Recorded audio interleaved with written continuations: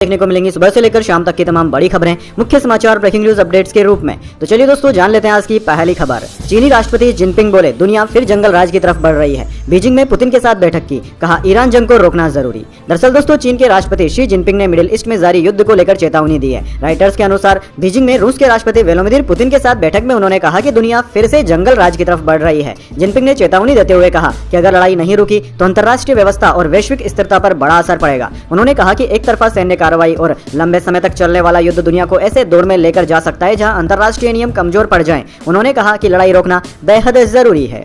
चलिए दोस्तों जान लेते हैं अगली खबर। प्रधानमंत्री नरेंद्र मोदी ने मेलोनी को मेलोडी टॉफी गिफ्ट की। इटली में एक ही कार में घूमे, 2000 साल पुराने कोलेजियम में सेल्फी ली। दरअसल दोस्तों प्रधानमंत्री नरेंद्र मोदी ने इटली की प्रधानमंत्री जॉर्जिया मेलोनी को मेलोडी टॉफी गिफ्ट की है। प्रधानमंत्री मेलोनी ने एक्स पर इस वीडियो को पोस्ट करके कहा कि प्रधानमंत्री मोदी मेरे लिए गिफ्ट में बहुत अच्छी टॉफी लेकर आए हैं, उसका नाम मेलोडी है, गिफ्ट के लिए थैंक यू। दरअसल दोस्तों प्रधानमंत्री मोदी अपने 5 देशों के दौरे के आखिरी चरण में मंगलवार को इटली पहुंचे। वहां प्रधानमंत्री मेलोनी ने उनका स्वागत किया। दोनों रोम की सड़कों पर एक ही कार में घूमे और करीब 2000 साल पुराने ऐतिहासिक कोलेजियम का दौरा भी किया। चलिए दोस्तों जान लेते हैं अगली खबर। कॉकरोच जनता पार्टी के 5 दिन में 56 लाख फॉलोवर्स हुए। मैनिफेस्टो भी जारी किया, महिलाओं को 50% आरक्षण देंगे, सीजीआई को राज्यसभा नहीं भेजेंगे। दरअसल दोस्तों कॉकरोच जनता पार्टी बनने के 5 दिन के भीतर इंस्टाग्राम पर इसके 56 लाख से ज्यादा और एक्स पर करीब 1,21,000 फॉलोवर्स हो गए हैं। इसमें से 30 लाख लोग एक ही दिन में जुड़ चुके हैं। इसका नया नारा सेकुलर सोशलिस्ट डेमोक्रेटिक लेजी है। दरअसल दोस्तों 15 मई को कुछ मीडिया रिपोर्ट्स में दावा किया गया था कि सीजीआई सूर्यकांत ने एक मामले की सुनवाई के दौरान कुछ बेरोजगार युवाओं की तुलना कॉकरोच से की। इसके बाद महाराष्ट्र के अभिजीत दीपके ने सोशल मीडिया पर यह अकाउंट यानी कि प्लेटफॉर्म बनाने का फैसला लिया।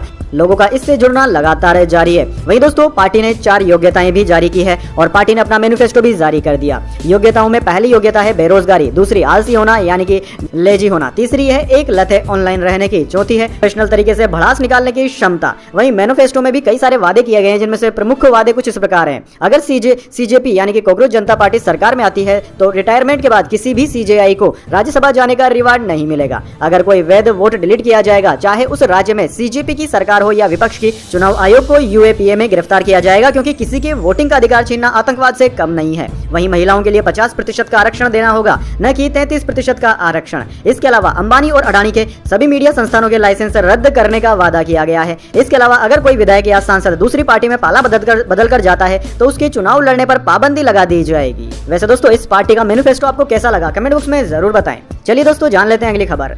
राहुल गांधी बोले आरएसएस के लोगों से कहे कि प्रधानमंत्री गृह मंत्री गद्दार है। अमेठी में कहा देश में बिजनेस बंद हो रहे, मोदी मेलोनी को टॉफी खिला रहे। दरअसल दोस्तों राहुल गांधी ने रायबरेली में बुधवार को कहा कि जब आरएसएस के कार्यकर्ता आपके सामने आएंगे तो उनसे खुलकर कहिएगा कि आपका प्रधानमंत्री, गृह मंत्री और संगठन गद्दार है। आपने हिंदुस्तान को बेचने का काम किया। कांग्रेस सांसद ने कहा कि अब आर्थिक तूफान आ रहा है, मोदी आपको बचा नहीं पाएंगे। याद रखना जैसे कोविड और नोटबंदी के समय रोए थे, कहा था मुझे फांसी पर लटका देना, वैसे ही टीवी पर फिर आएंगे, हाथ जोड़ेंगे, रोएंगे, कहेंगे मेरी गलती नहीं है। इसके बाद राहुल गांधी अमेठी पहुंचे। यहाँ उन्होंने कार्यकर्ता सम्मेलन में कहा कि इटली की प्रधानमंत्री मेलोनी को नरेंद्र मोदी टॉफी खिला रहे हैं, रील बनाई जा रही है, ये बीजेपी वाले मेरा मजाक उड़ाते हैं। जो आर्थिक दीवार उन्हें खड़ी करनी थी नहीं की, मजाक चल रहा है, देश में बिजनेस बंद हो रहे हैं। चलिए दोस्तों आगे बढ़ते हैं। दक्षिण भारत में कम बारिश का अनुमान, अरब सागर में मानसून कमजोर करने वाला सिस्टम बना। अगले 7 दिन 10 राज्यों में गर्म हवाएं चलेंगी। दरअसल दोस्तों देश में गर्मी अपने पीक पर है। इसी बीच मौसम एजेंसी स्काईमेट ने अरब सागर के ऊपर नया सिस्टम बनने की जानकारी दी है जो मानसूनी हवाओं को कमजोर कर सकता है। इससे केरल समेत दक्षिण भारत में बारिश कम होने की आशंका है। एजेंसी ने यह भी कहा कि मध्य प्रदेश, उत्तर प्रदेश, राजस्थान, हरियाणा, पंजाब, छत्तीसगढ़, ओडिशा, महाराष्ट्र और गुजरात समेत देश के 10 राज्यों में अगले 1 हफ्ते तक सूखी गर्म हवाएं चलेंगी। एजेंसी के अनुसार इस दौरान इन राज्यों में अधिकतम तापमान 45 डिग्री या उससे ज्यादा भी जा सकता है। वेस्टर्न डिस्टर्बेंस कमजोर होने और कोई एक्टिव वेदर सिस्टम नहीं होने की वजह से बारिश की कोई संभावना नहीं है। चलिए दोस्तों जान लेते हैं अगली खबर। धुरंधर 2 पर सेना की जानकारी लीक करने का लगा आरोप। हाईकोर्ट ने केंद्र सरकार से जांच करने को कहा। एसएसबी जवान ने याचिका दायर की। दरअसल दोस्तों रणवीर सिंह की फिल्म धुरंधर 2 कानूनी विवाद में घिर गई है। दिल्ली हाईकोर्ट ने बुधवार को केंद्र सरकार और सेंसर बोर्ड यानी कि सीबीएफसी को फिल्म के खिलाफ लगी याचिकाओं की जांच करने के निर्देश दिए हैं। सशस्त्र सीमा बल एसएसबी के एक जवान ने जनहित याचिका दायर कर आरोप लगाया है कि फिल्म में सेना के ऑपरेशन से जुड़ी गुप्त जानकारियां दिखाई गई। कोर्ट ने कहा कि फिल्म भले ही काल्पनिक हो लेकिन सुरक्षा से जुड़ी चिंताओं को नजरअंदाज नहीं किया जा सकता। चलिए दोस्तों आगे बढ़ते हैं। देश भर में 15 लाख दुकानें बंद, ऑनलाइन बिक्री का विरोध कर रहे एमपी, चंडीगढ़, बिहार में लोग परेशान दिखे। दरअसल दोस्तों दवाओं की ऑनलाइन बिक्री और बड़ी कंपनियों के कंपटीशन के विरोध में बुधवार को देश भर के 15 लाख से ज्यादा मेडिकल स्टोर्स बंद हैं। All India organisation of chemist and druggist ने 1 दिन की हड़ताल का ऐलान किया। बंद का मामूली असर दिखा। पटना के IGIMS के बाहर मरीज और उनके परिजन दवाओं के लिए परेशान दिखे। वहीं चंडीगढ़ के PGI में इलाज कराने आए कश्मीर के एक परिवार को भी दवा नहीं मिल सकी। उसने कहा कि दवाएं नहीं मिल रही है।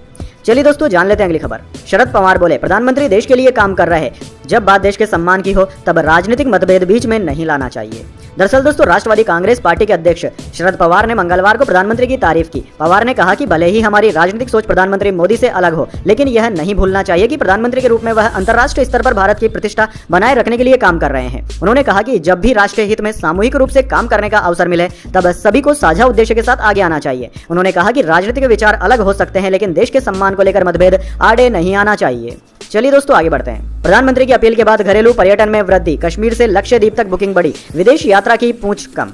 दरअसल दोस्तों प्रधानमंत्री मोदी की अनावश्यक विदेश यात्राओं से बचने की अपील का असर देश के ट्रेवल सेक्टर में दिखाई दे रहा है। कश्मीर, लक्षद्वीप, हिमाचल प्रदेश, उत्तराखंड, गोवा, केरल और उत्तर बंगाल जैसे प्रमुख पर्यटक स्थलों की मांग तेजी से बढ़ी है, जबकि विदेशी यात्राओं से जुड़ी पूछताछ में गिरावट दर्ज की गई है। दोस्तों इंटरसिटी स्मार्ट बस के डेटा के अनुसार देहरादून, मनाली, गोवा, तिरुपति और उज्जैन जैसे प्रमुख पर्यटन और तीर्थ यात्रा मार्गों पर बुकिंग में करीब 30 से 35% की वृद्धि दर्ज की गई है। चलिए दोस्तों आगे बढ़ते हैं। केरलम में दूध के दाम 4 रुपए बढ़े, नई कीमतें 1 जून से होंगी लागू। दरअसल दोस्तों केरल में मिल्मा दूध खरीदना महंगा होता जा रहा है। दरअसल राज्य की प्रमुख डेयरी कोऑपरेटिव संस्था Kerala cooperative milk marketing federation ने मिल्मा दूध की कीमतों में 4 रुपए प्रति लीटर तक की बढ़ोतरी का ऐलान कर दिया। नई कीमतें 1 जून 2026 से लागू हो जाएंगी। यह फैसला बुधवार को हुई तिरुवनंतपुरम में बोर्ड ऑफ डायरेक्टर्स की बैठक में लिया गया। दोस्तों आपको बता दें Kerala cooperative milk marketing federation Milma brand के तहत अपने प्रोडक्ट बेचती है। चलिए दोस्तों जान लेते हैं अगली बड़ी खबर। यूपी में पेट्रोल डीजल की किल्लत, लंबी लंबी लाइनें लगी, ट्रैक्टर से 3-3 ड्रम लेकर पहुंचे लोग, बिजनौर डीएम पैदल चलकर कलेक्ट्रेट गई। दरअसल दोस्तों यूपी में एक बार फिर पेट्रोल पंपों पर लंबी लंबी लाइनें दिख रही है। लगातार दूसरे दिन बुधवार को कुशीनगर, सोनभद्र, महाराजगंज, गोरखपुर, देवरिया और बस्ती में कई पंपों पर पेट्रोल डीजल खत्म हो गया। हालांकि तेल कंपनियों और अधिकारियों का कहना है कि पेट्रोल डीजल की कोई कमी नहीं है, लोग अफवाहों पर ध्यान न दें। महाराजगंज में 149 पेट्रोल पंपों में से सिर्फ 20 पर ही तेल मिल रहा है। चलिए दोस्तों जान लेते हैं अगली खबर। रिपोर्ट से मचा हड़कंप, देश में एलपीजी की हर दिन 4 लाख बैरल की सप्लाई कम। दरअसल दोस्तों वेस्ट एशिया में तनाव और होर्मुज का रास्ता बंद होने के कारण दुनिया भर में एनर्जी संकट बना हुआ है। कई देशों में पेट्रोल और डीजल के दाम में बढ़ोतरी देखने को मिली है, तो वहीं भारत में भी एनर्जी कीमतों में इजाफा हुआ है। हफ्ते भर में ही पेट्रोल डीजल के दाम में 2 बार बढ़ोतरी कर दी गई, साथ ही एलपीजी की कीमतें भी बढ़ा दी गई है। अब एक रिपोर्ट में दावा किया गया है कि एलपीजी का तीसरा सबसे बड़ा कंज्यूमर भारत हर दिन 4 लाख बैरल की आपूर्ति की कमी का सामना कर रहा है। चलिए दोस्तों जान लेते हैं अगली खबर। ट्विशा के परिवार को कोर्ट से लगा झटका, एम्स दिल्ली में दोबारा पोस्टमार्टम की अर्जी हुई खारिज। दरअसल दोस्तों ट्विशा शर्मा की मौत मामले में दूसरा पोस्टमार्टम कराने की जांच को कोर्ट ने खारिज कर दिया। भोपाल के कोर्ट ने कहा कि एम्स दिल्ली में दूसरा पोस्टमार्टम करने और मृतक के फोरेंसिक विश्लेषण के लिए कल दिए गए निर्देश इस आदेश द्वारा खारिज किए जाते हैं। जहां तक शव को सड़ने से बचाने के लिए निर्देश जारी करने का सवाल है, आवेदक ने मूल आवेदन में अनुरोध किया है कि संबंधित अधिकारियों को शव को सुरक्षित रखने के लिए निर्देशित किया जाए। पुलिस रिपोर्ट के अनुसार शव इस समय एम्स भोपाल की मोर्चरी में -4 डिग्री तापमान पर रखा गया है। चलिए दोस्तों जान लेते हैं अगली खबर। हिमाचल प्रदेश में हीट वेव, ऊना का पारा 44 डिग्री पहुंचा, स्वास्थ्य विभाग ने एडवाइजरी जारी की। गर्मी से बच्चे, बुजुर्ग, टूरिस्ट सब बेहाल, कल भी है अलर्ट। दरअसल दोस्तों हिमाचल प्रदेश के 4 जिलों में आज हीट वेव यानी कि अत्यधिक गर्मी महसूस की गई। शिमला, ऊना, सोलन और कांगड़ा में दोपहर के वक्त तेज धूप से लोग बेहाल रहे। इससे स्कूली बच्चों, कामकाजी लोगों, आम जनता के साथ टूरिस्ट को भी परेशानियों का सामना करना पड़ा। इसी बीच दोस्तों ऊना का अधिकतम तापमान नॉर्मल से 5.1 डिग्री ज्यादा के उछाल के साथ 44 डिग्री सेल्सियस पहुंच गया। ऊना का आज तक का मई महीने का रिकॉर्ड टेम्परेचर 29 मई 2024 को 46 डिग्री रिकॉर्ड किया गया था। ऊना में सुबह के वक्त ही बच्चे, नौकरी पेशा और कामकाजी लोग मुंह ढककर स्कूल व दफ्तर पहुंचे। चलिए दोस्तों जान लेते हैं अगली खबर। उत्तराखंड के 2 बार के मुख्यमंत्री रहे बीसी खंडूरी का हुआ निधन, कल हरिद्वार में होगा अंतिम संस्कार, 3 दिन के राजकीय शोक की घोषणा। दरअसल दोस्तों उत्तराखंड के पूर्व मुख्यमंत्री भुवन चंद्र खंडूरी का निधन हो गया। वह 91 साल के थे और पिछले करीब 50 दिनों से देहरादून के मैक्स सुपर स्पेशलिटी हॉस्पिटल में भर्ती थे। लंबे समय से हृदय संबंधी बीमारियों से जूझ रहे खंडूरी ने मंगलवार सुबह 11:10 पर अंतिम सांस ली। उनका पार्थिव शरीर अंतिम दर्शनों के लिए देहरादून स्थित आवास पर रखा गया है, जबकि बुधवार को हरिद्वार में अंतिम संस्कार होगा। राज्य सरकार ने 3 दिन के राजकीय शोक की घोषणा की है, साथ ही कल सभी सरकारी स्कूल भी बंद रहेंगे। चलिए दोस्तों जान लेते हैं अगली खबर। दिल्ली हाईकोर्ट का बड़ा फैसला, केजरीवाल, सिसोदिया और दुर्गेश पाठक को चुनाव लड़ने से अयोग्य करने वाली याचिका हुई खारिज। दरअसल दोस्तों दिल्ली हाईकोर्ट ने आम आदमी पार्टी का रजिस्ट्रेशन रद्द करने और अरविंद केजरीवाल, मनीष सिसोदिया व दुर्गेश पाठक को चुनाव लड़ने से अयोग्य घोषित करने की जनहित याचिका को खारिज कर दिया। चीफ जस्टिस देवेंद्र कुमार उपाध्याय और जस्टिस तेजस कारिया की बेंच ने इसे पूरी तरह आधारहीन बताया। अदालत ने सुप्रीम कोर्ट के पुराने फैसला का हवाला देते हुए साफ किया कि जन प्रतिनिधित्व अधिनियम के तहत चुनाव आयोग के पास किसी पार्टी का पंजीकरण रद्द करने का सामान्य अधिकार नहीं है। चलिए दोस्तों जान लेते हैं अगली बड़ी खबर। मैंने कुछ गलत नहीं किया। मोहम्मद शमी को बड़ी राहत, पत्नी हसीन जहां को झटका। चेक फ्रॉड केस में कोर्ट से मिली क्लीन चिट। दरअसल दोस्तों भारतीय क्रिकेट टीम के स्टार तेज गेंदबाज मोहम्मद शमी को बुधवार को बड़ी कानूनी राहत मिली है। अब अलीपुर कोर्ट ने 2018 के चर्चित चेक फ्रॉड मामले में उन्हें सभी आरोपों से बरी कर दिया। दरअसल दोस्तों यह मामला उनकी पत्नी हसीन जहां ने दर्ज कराया था, जिसमें आरोप लगाया था कि शमी ने 1 लाख रुपए के चेक से जुड़ी धोखाधड़ी की है। सुनवाई के दौरान शमी कोर्ट में मौजूद रहे। फैसला आने के बाद उन्होंने मीडिया से बातचीत में कहा कि उन्हें पहले से भरोसा था कि फैसला उनके पक्ष में आएगा, क्योंकि उन्होंने कुछ भी गलत नहीं किया है। शमी ने कहा कि मैंने जितने भी बकाया थे सब क्लियर कर दिए थे, सब कुछ सेटल है। चलिए दोस्तों जान लेते हैं इसके बाद अगली बड़ी खबर, लेकिन उससे पहले मेरी आपसे छोटी सी रिक्वेस्ट है, अगर दोस्तों आपको अभी तक हमारी न्यूज पसंद आई है तो एक छोटा सा लाइक जरूर दे दीजिए। चलिए आगे बढ़ते हैं। सेंसेक्स 118 अंक चढ़कर 75,318 पर बंद हुआ। निफ्टी में भी 41 अंकों की तेजी रही। ऑटो, रियल्टी और बैंकिंग शेयरों में रही खरीदारी। दरअसल दोस्तों सेंसेक्स आज 118 अंक चढ़कर 75,318 पर बंद हुआ। निफ्टी में भी आज 41 अंकों की तेजी रही और ये 23,659 पर पहुंच गया। आज के कारोबार में ऑटो, रियल्टी और बैंकिंग शेयरों में सबसे ज्यादा तेजी देखने को मिली। बात करें दोस्तों आज के मार्केट में निफ्टी 50 के टॉप गेनर और टॉप लूजर स्टॉक्स की, तो दोस्तों आज के शेयर बाजार में निफ्टी 50 के टॉप गेनर्स में हिंडाल्को, रिलायंस और बजाज ऑटो रहे, जबकि निफ्टी 50 के टॉप लूजर्स में भारत इलेक्ट्रॉनिक्स, टेक महिंद्रा और एडवांस्ड एंजाइम्स रहे। चलिए दोस्तों जान लेते हैं अगली खबर। चांदी 1411 रुपए गिरकर 2.67 लाख रुपए प्रति किलोग्राम पर आई। ऑल टाइम हाई से 1.19 लाख रुपए नीचे आ चुकी है। सोना आज 522 रुपए सस्ता हुआ। दरअसल दोस्तों सोने और चांदी के दाम में आज गिरावट देखने को मिली। Indian bullion and jewellers association के अनुसार 1 किलो चांदी की कीमत 1411 रुपए कम होकर 2.67 लाख रुपए पर आ गई है। वहीं 10 ग्राम 24 कैरेट सोने का दाम 522 रुपए गिरकर 1.59 लाख रुपए पर आ गया। वहीं दोस्तों बात करें कैरेट के हिसाब से क्या चल रही है सोने की कीमतें, तो दोस्तों 14 कैरेट सोना 92,755 रुपए प्रति 10 ग्राम का है। 18 कैरेट सोना 1,18,916 रुपए प्रति 10 ग्राम। 22 कैरेट सोना 1,45,236 रुपए प्रति 10 ग्राम और 24 कैरेट गोल्ड की कीमत 1,58,555 रुपए प्रति 10 ग्राम है। चलिए दोस्तों आगे बढ़ते हैं। विधायक देवेंद्र भाटी ने खुद पर पेट्रोल छिड़का, बैग में रखकर साथ लेकर आए थे बोतल। 5 घंटे प्रशासन से चली वार्ता, नहीं बनी सहमति। दरअसल दोस्तों बाड़मेर में विरोध प्रदर्शन के दौरान शिव विधायक रविंदर सिंह भाटी ने अपने ऊपर पेट्रोल छिड़क लिया। उनके समर्थकों ने कपड़े से तुरंत पेट्रोल को पहुंच दिया। इसी दौरान वहां मौजूद पुलिसकर्मी विधायक भाटी और उनके समर्थकों को धक्के मारते हुए नजर आए। भाटी एक बैग में अपने साथ पेट्रोल भरी बोतल लेकर आए थे। उन्होंने बैग से बोतल निकाली और खुद पर छिड़क ली। पुलिस उन्हें पकड़कर कलेक्ट्रेट के अंदर लेकर गई। यहाँ कलेक्टर चिन्मय गोपाल और एसपी चूनाराम जाट ने उनसे करीब 5 घंटे तक बातचीत की, हालांकि बाद में नतीजा नहीं निकल पाया। चलिए दोस्तों जान लेते हैं अगली खबर। बंगाल में ओबीसी आरक्षण 17% से घटकर 7% पर हुआ। अब 66 जातियां ही कोटे में रहेंगी। ममता ने जिसे चीफ व्हिप से हटाया, केंद्र ने उन्हें वाई सिक्योरिटी दी। दरअसल दोस्तों पश्चिम बंगाल सरकार ने ओबीसी आरक्षण व्यवस्था में बदलाव किया है। राज्य में ओबीसी आरक्षण 17% से घटाकर 7% कर दिया गया है। नई लिस्ट के अनुसार अब सिर्फ 66 जातियां ओबीसी आरक्षण के दायरे में रहेंगी। धर्म आधारित वर्गीकरण की व्यवस्था भी खत्म कर दी गई है। सरकार का कहना है कि यह फैसला कलकत्ता हाईकोर्ट के 2024 के आदेश के आधार पर दिया गया है। कोर्ट ने 2010 से 2012 के बीच ओबीसी सूची में 77 अतिरिक्त जातियों को जोड़ने की प्रक्रिया को अवैध और असंवैधानिक बताया था। चलिए दोस्तों जान लेते हैं अगली खबर। अयोध्या राम मंदिर की सुरक्षा हाई अलर्ट पर, त्रिस्तरीय सुरक्षा व्यवस्था और एआई कैमरों से है निगरानी। दरअसल दोस्तों अयोध्या में श्री राम जन्मभूमि मंदिर की सुरक्षा व्यवस्था को और मजबूत कर दिया गया है। प्रशासन ने पूरे परिसर में त्रिस्तरीय सुरक्षा व्यवस्था लागू की है। सुरक्षा एजेंसियां हर गतिविधि पर लगातार नजर बनाए हुए हैं। एसपी सिक्योरिटी बलरामाचारी दुबे ने बताया कि मंदिर परिसर में सिविल ड्रेस में पुलिस कर्मियों की तैनाती की गई है। इससे संदिग्ध गतिविधियों पर तुरंत कार्यवाही की जा सके। चलिए दोस्तों जान लेते हैं अगली खबर। मोदी की मेलोडी डिप्लोमेसी का फायदा हम नाम कंपनी को मिला। रियल एस्टेट पार्ले इंडस्ट्री के शेयर 5% बढ़े। मेलोडी बनाने वाली पार्ले शेयर बाजार में लिस्टेड नहीं। दरअसल दोस्तों प्रधानमंत्री नरेंद्र मोदी ने बुधवार को इटली की प्रधानमंत्री जॉर्जिया मेलोनी को पार्ले कंपनी की मेलोडी टॉफी का पैकेट गिफ्ट किया। इसका वीडियो खुद मेलोनी ने शेयर किया। वीडियो वायरल होते ही निवेशकों ने नाम के कंफ्यूजन में पार्ले इंडस्ट्रीज के शेयर खरीदने शुरू कर दिए, जिससे मंगलवार को इसमें 5% का अपर सर्किट लग गया। दोस्तों खास बात यह है कि मेलोडी टॉफी बनाने वाली कंपनी पार्ले प्रोडक्ट्स है, जो शेयर बाजार में लिस्टेड ही नहीं है। निवेशकों ने गलती से real estate company Parle industries को मेलोडी बनाने वाली कंपनी समझकर उसमें निवेश करना शुरू कर दिया। चलिए दोस्तों जान लेते हैं अगली खबर। यूपीआई से जल्द निकाल पाएंगे पीएफ का पैसा, सरकार ने कहा। टेस्टिंग हुई पूरी, साथ ही व्हाट्सएप पर भी मिलेगी यह सुविधा।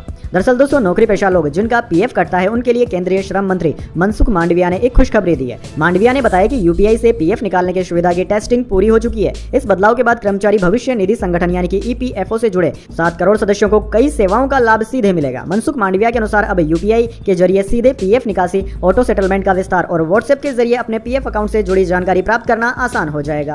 चलिए दोस्तों जान लेते हैं अगली खबर। पंजाब में नीट की परीक्षा देने वाले छात्रों के लिए बड़ी घोषणा। मान सरकार ने कहा अगले महीने 3 दिन तक बस का किराया फ्री।